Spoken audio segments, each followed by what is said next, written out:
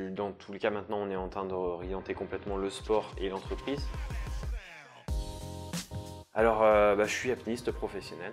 J'ai créé ma société en 2017 et grâce à mes premiers sponsors, j'ai pu vivre de mon activité en complément de stages d'apnée que j'anime et puis également d'animation auprès des entreprises. Tout ce qui touche autant à la respiration que la pleine conscience, que la pratique de la méditation, que justement à initier à l'apnée tout simplement aussi dans le milieu marin ou lacus, pour vraiment s'immerger tout simplement dans tous les sens du terme à l'intérieur de ça.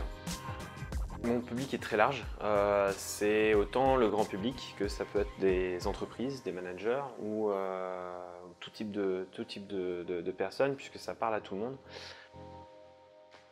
La pleine conscience, c'est se recentrer sur soi, dans l'instant présent, pour pouvoir avoir accès à l'ensemble des outils du développement personnel. Parce que des fois, on cherche à développer l'intuition, on cherche à développer la force mentale, on cherche à développer plein de choses, mais au final, la source, c'est la pleine conscience. Par la pleine conscience, on comprend que l'intention se développe et a un impact beaucoup plus important à travers la force de l'intention, la pensée, la force de la pensée, et également l'aspect magnétique des choses qui viennent à nous. Et l'outil qu'on essaye aussi de plus de développer, c'est l'intuition. Donc on va dire que cette base de pleine conscience permet d'accéder à l'intuition, parce que l'intuition ne peut se vivre que dans l'instant présent.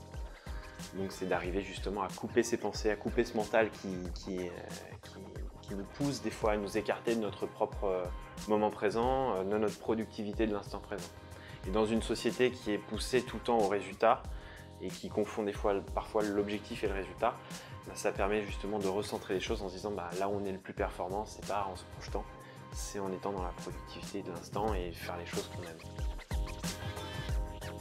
Pour moi, l'apnée, je suis quelqu'un qui avait très peu confiance en moi. J'étais extrêmement introverti, beaucoup de difficultés à m'exprimer devant les gens et à m'élancer dans quelque chose quand je suis observé.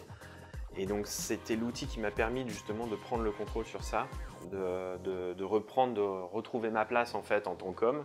L'apnée pour moi était l'outil ultime de développement personnel pour reprendre confiance en moi.